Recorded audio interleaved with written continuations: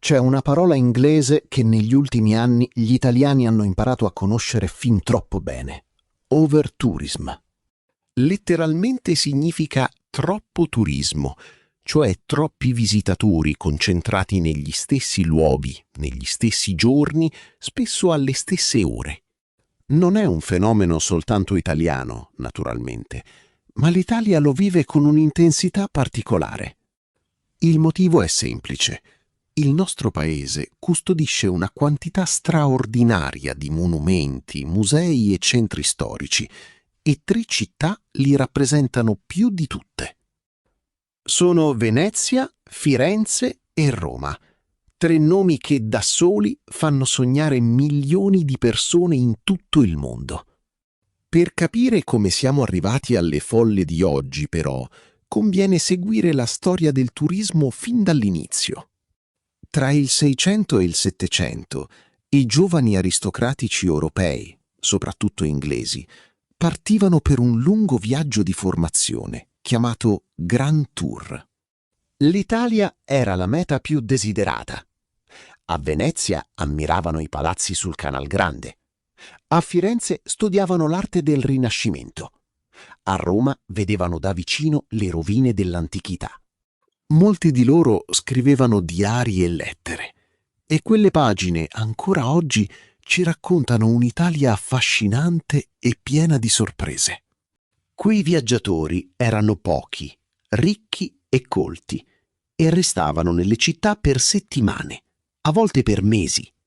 Il turismo, insomma, esisteva già, ma era un privilegio riservato a una piccolissima parte della società. Nell'Ottocento le cose cominciarono a cambiare, grazie soprattutto a un'invenzione rivoluzionaria, la ferrovia. Il treno rese i viaggi più rapidi, più comodi e più economici e aprì le porte dell'Italia alla borghesia europea. In quegli anni nacquero le prime agenzie di viaggio che organizzavano itinerari completi con trasporto e alloggio. Firenze e Venezia si riempirono di alberghi eleganti, di guide stampate e di visitatori con il taccuino in mano. Fu proprio in quell'epoca che la parola turista entrò nell'uso comune, in tutte le lingue europee. Erano ancora numeri piccoli, se li confrontiamo con quelli di oggi, ma il viaggio in Italia non era più un'avventura per pochi eroi. La vera svolta arrivò nel Novecento, dopo la Seconda Guerra Mondiale. Negli anni 50 e 60 l'Europa conobbe una crescita economica straordinaria, che in Italia chiamiamo ancora oggi il boom economico. Le famiglie cominciarono ad avere un'automobile, qualche risparmio e, soprattutto, le ferie pagate. Viaggiare non era più un lusso, era diventato un diritto, quasi un'abitudine. In autobus, in treno o con la 600 carica di valigie, gli italiani stessi cominciarono a girare il proprio paese e con loro arrivarono sempre più visitatori stranieri. Il cinema fece il resto, perché film come La dolce vita trasformarono Roma in un mito internazionale. Chi visitava la capitale voleva lanciare una monetina nella fontana di Trevi, proprio come le star sullo schermo. Nacque così il turismo di massa. Milioni di persone, non più migliaia, si misero in viaggio verso le stesse mete. Alla fine degli anni 90 arrivò un'altra rivoluzione, le compagnie aeree low cost. Con pochi euro si poteva volare da Londra a Venezia o da Berlino a Roma, magari solo per un fine settimana. Il viaggio in Italia, che un tempo richiedeva mesi di preparazione, ora si decideva in una sera davanti al computer. Negli stessi anni, le navi da crociera diventarono sempre più grandi, vere città galleggianti capaci di trasportare migliaia di passeggeri. Ogni mattina ne scendevano folle intere, che visitavano il centro storico in poche ore e la sera ripartivano. Poi, negli anni 2010, sono arrivati gli smartphone e i social network e tutto è cambiato ancora una volta. Una foto scattata sul ponte di Rialto o davanti al Colosseo, può fare il giro del mondo in pochi minuti. Certi luoghi sono diventati famosi non per la loro storia, ma perché sono perfetti per un selfie. Infine, le piattaforme di affitti brevi hanno permesso a chiunque di affittare un appartamento nel cuore delle città d'arte. Tutti questi elementi, sommati insieme, hanno prodotto numeri che nessuno aveva mai visto prima. Prendiamo Venezia, il caso più famoso e forse più drammatico. La città storica, quella costruita sull'acqua, è piccola. Si attraversa a piedi in circa un'ora. Eppure ogni anno accoglie molti milioni di visitatori, mentre i residenti continuano a diminuire. Negli anni 50, nel centro storico vivevano circa 175.000 persone. Oggi sono meno di 50.000. È un dato che fa riflettere. I veneziani, nella loro città, sono ormai una minoranza rispetto ai turisti presenti ogni giorno. Le conseguenze si vedono nella vita quotidiana, nelle cose piccole e concrete. I negozi di frutta e verdura, le panetterie e le ferramenta chiudono uno dopo l'altro perché non ci sono abbastanza abitanti per farli vivere. Al loro posto aprono negozi di souvenir, bancarelle di maschere e paninoteche per turisti frettolosi. Chi cerca una casa in affitto fatica a trovarla perché i proprietari preferiscono affittare ai visitatori che pagano molto di più. Così i giovani veneziani si trasferiscono sulla terraferma e la città perde scuole, medici, artigiani, insomma la sua vita normale. C'è poi il problema dei turisti di un solo giorno, quelli che arrivano la mattina e ripartono la sera. Sono la maggioranza. Attraversano Piazza San Marco, fotografano il Ponte dei Sospiri, comprano un gelato e se ne vanno. Nei mesi estivi, sui ponti più famosi, si formano vere e proprie code, come in autostrada. Questi visitatori spendono poco, ma consumano molto. Producono rifiuti, affollano i vaporetti e riempiono le calli strette fino a bloccarle. Nei giorni di punta, camminare per Venezia diventa difficile perfino per chi ci abita e deve semplicemente andare al lavoro. Anche i monumenti soffrono. Milioni di passi consumano i pavimenti antichi e l'umidità può danneggiare le opere d'arte nelle chiese. Per anni, inoltre, le grandi navi da crociera sono passate davanti a Piazza San Marco, con onde che indebolivano le fondamenta degli edifici. La situazione era così seria che l'UNESCO ha minacciato più volte di inserire Venezia nella lista del patrimonio mondiale in pericolo. Spostiamoci ora a Firenze, la culla del Rinascimento. Anche qui il centro storico è piccolo e concentrato. In pochi minuti a piedi si passa dal Duomo agli Uffizi, da Palazzo Vecchio a Ponte Vecchio. Proprio questa concentrazione è il problema, perché milioni di visitatori si muovono ogni anno dentro pochi chilometri quadrati. Davanti alla Galleria degli Uffizi le code possono durare ore e in estate Piazza del Duomo sembra un fiume di persone. I fiorentini raccontano una trasformazione simile a quella di Venezia.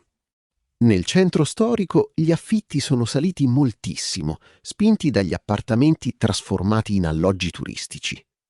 Molte famiglie se ne sono andate verso i quartieri periferici e interi palazzi sono ormai abitati solo da visitatori di passaggio. Le botteghe artigiane, che per secoli hanno reso famosa la città, lasciano il posto a catene internazionali e a locali tutti uguali. C'è perfino un'espressione per descrivere questo fenomeno. Si parla di città che diventano vetrine, belle da fotografare, ma vuote di vita vera. Anche il comportamento di alcuni turisti crea problemi. C'è chi mangia seduto sui gradini delle chiese, chi lascia rifiuti, chi tratta la città come un parco divertimenti. La maggior parte dei visitatori è rispettosa, naturalmente, ma quando i numeri sono enormi, anche una piccola percentuale di maleducati fa grandi danni. E poi c'è Roma, la capitale, la città eterna. Roma è grande, molto più grande di Venezia e Firenze, e questo l'aiuta ad assorbire meglio le folle. Il problema però è che i turisti si concentrano quasi tutti negli stessi punti. Il Colosseo, i Musei Vaticani, il Pantheon e la Fontana di Trevi ricevono ogni giorno decine di migliaia di persone. Davanti alla Fontana di Trevi, nelle ore di punta, è difficile perfino avvicinarsi all'acqua per lanciare la classica monetina. Le monete raccolte dal fondo della fontana, tra l'altro, vengono donate in beneficenza. Anche questo è un pezzo curioso della vita romana. Ogni tanto qualcuno esagera. C'è chi si tuffa nelle fontane storiche e chi, purtroppo, ha perfino inciso il proprio nome sui muri del Colosseo. Sono gesti che offendono i romani e che possono rovinare per sempre monumenti sopravvissuti a 2000 anni di storia. Anche qui, intanto, il centro si svuota di abitanti. Rioni antichi come Trastevere o Monti si riempiono di alloggi turistici e di ristoranti pensati per chi resta 2 giorni. Il turismo porta lavoro e ricchezza, questo è innegabile, ma quando supera una certa soglia comincia a consumare proprio ciò che i visitatori vengono a cercare. Di fronte a questa situazione, le città italiane hanno cominciato a reagire, sperimentando regole nuove e a volte coraggiose. Venezia, ancora una volta, è stata la prima a fare notizia. Nel 2021 il governo italiano ha vietato alle grandi navi da crociera di passare davanti a Piazza San Marco e nel canale della Giudecca. Le navi più grandi ora devono fermarsi altrove, lontano dal cuore fragile della città. Poi, nella primavera del 2024, è arrivata una novità che ha fatto discutere il mondo intero: il biglietto d'accesso. Nei giorni di maggiore affollamento, chi visita Venezia senza dormirci deve pagare un contributo di 5 euro e prenotare il proprio arrivo. È la prima volta che una grande città chiede un biglietto d'ingresso, come se fosse un museo. L'obiettivo non è tanto guadagnare, quanto misurare e distribuire i flussi, convincendo i visitatori a scegliere i giorni più tranquilli. I critici dicono che 5 euro non fermano nessuno e che una città non dovrebbe mai trasformarsi in un parco a pagamento. I sostenitori rispondono che almeno ora esistono dati precisi sugli arrivi e che l'esperimento è solo un primo passo. Venezia ha introdotto anche altre regole.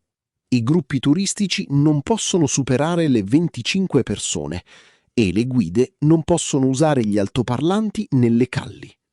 Sembrano dettagli, ma cambiano la vita di chi abita vicino ai percorsi più affollati. Firenze ha scelto una strada diversa, concentrandosi sulla questione delle case. Il comune ha deciso di bloccare i nuovi affitti turistici brevi nel centro storico, per proteggere gli appartamenti destinati ai residenti. L'idea è semplice. Se le case tornano ad essere abitate da famiglie e studenti, il centro torna ad essere un quartiere vero. La città ha lanciato anche campagne di sensibilizzazione che invitano i visitatori a rispettare i luoghi, a non sedersi sui monumenti e a non mangiare per strada nelle zone più delicate. Roma, dal canto suo, ha introdotto regole e controlli nei punti più affollati. Dal 2023 l'ingresso al Pantheon, che per secoli era stato gratuito, costa 5 euro. Per il Colosseo i biglietti sono nominativi e con orario, così da evitare le code infinite e il mercato nero dei bagarini. Chi si siede sulla scalinata di Trinità dei Monti o fa il bagno in una fontana storica rischia multe molto alte. Sono misure diverse tra loro, ma raccontano la stessa idea: la bellezza va protetta, anche limitando qualche libertà. Accanto alle regole, l'Italia sta provando a cambiare anche la mappa del turismo. Il paese, infatti, non è fatto solo di 3 città famose. È pieno di borghi, colline, montagne e coste ancora poco conosciuti. Le campagne di promozione invitano i viaggiatori a scoprire l'Italia minore, che poi minore non è affatto. Chi ama l'arte può visitare Urbino, Mantova o Lecce. Chi cerca l'atmosfera veneziana può innamorarsi di Chioggia. Chi sogna la Toscana può esplorare i paesi meno battuti. Un'altra strategia è quella delle stagioni. Viaggiare a novembre o a febbraio invece che ad agosto cambia completamente l'esperienza. Le città d'arte in bassa stagione sono più economiche, più tranquille e, secondo molti, perfino più belle. Vedere Piazza San Marco avvolta nella nebbia di dicembre, quasi vuota, è uno spettacolo che ripaga di ogni freddo. Si parla sempre più spesso di turismo lento, meno tappe, più giorni nello stesso luogo, più attenzione alle persone che ci vivono. Il viaggiatore lento entra nelle botteghe, parla con gli abitanti, impara qualche parola di italiano e lascia qualcosa di buono alla comunità che lo accoglie. Bisogna dirlo con chiarezza. Nessuno in Italia vuole davvero chiudere le porte ai visitatori. Il turismo è una parte fondamentale dell'economia nazionale e dà lavoro a milioni di persone, dagli albergatori alle guide, dai ristoratori ai gondolieri. L'Italia, inoltre, è tra i paesi con il maggior numero di siti riconosciuti dall'UNESCO come patrimonio dell'umanità, e questa ricchezza è anche una responsabilità. La domanda, quindi, non è se accogliere i turisti, ma come farlo senza distruggere l'equilibrio delle città. Gli esperti la chiamano capacità di carico. Ogni luogo può sopportare un certo numero di persone, oltre il quale qualcosa si rompe. Si rompe la qualità della vita dei residenti, si rompe l'esperienza dei visitatori stessi e a volte si rompono letteralmente le pietre. Negli ultimi anni gli abitanti delle città d'arte hanno cominciato a farsi sentire. A Venezia ci sono state manifestazioni di cittadini decisi a non abbandonare la propria città, con cartelli e striscioni appesi alle finestre. A Firenze i comitati di quartiere chiedono più case per i residenti e meno appartamenti per i turisti. Non è una battaglia contro i viaggiatori, spiegano, ma una battaglia per il diritto di vivere nel posto in cui si è nati. Anche molti operatori turistici, del resto, hanno capito che un turismo senza limiti finirebbe per danneggiare il loro stesso lavoro. Se Venezia diventasse un guscio vuoto, senza veneziani, chi vorrebbe ancora visitarla? E allora che cosa può fare concretamente chi sogna un viaggio in Italia? Prima di tutto può informarsi, conoscere le regole della città che visiterà, prenotare i musei in anticipo, controllare il calendario del biglietto d'accesso se va a Venezia. Poi può scegliere con cura il periodo, evitando i giorni di festa in primavera e le settimane centrali di agosto, quando le città scoppiano. Può decidere di dormire in città invece di visitarla in poche ore, perché chi resta almeno una notte conosce un luogo completamente diverso. La sera, quando i gruppi ripartono, Venezia torna silenziosa e camminare lungo i canali deserti è un'emozione che i turisti frettolosi non conosceranno mai.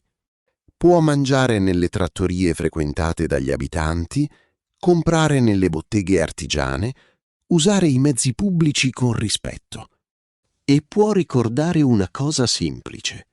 Quella piazza meravigliosa non è una scenografia, è il cortile di casa di qualcuno. Il futuro delle città d'arte italiane dipenderà dall'equilibrio tra accoglienza e protezione. Probabilmente vedremo altre regole, altri esperimenti, forse altri biglietti d'ingresso. Alcuni funzioneranno, altri no, e le città continueranno a cercare la loro strada tra 1000 discussioni. Una cosa però è certa. Venezia, Firenze e Roma esistono da secoli e hanno superato guerre, alluvioni e pestilenze. Sapranno superare anche l'epoca dei selfie e delle valigie con le rotelle, se chi le governa e chi le visita imparerà a trattarle con cura. In fondo, viaggiare bene significa proprio questo: lasciare un luogo un po' migliore, o almeno non peggiore, di come lo abbiamo trovato. E tu? Quando viaggi, preferisci le città d'arte famose o i luoghi meno conosciuti? Scrivilo nei commenti.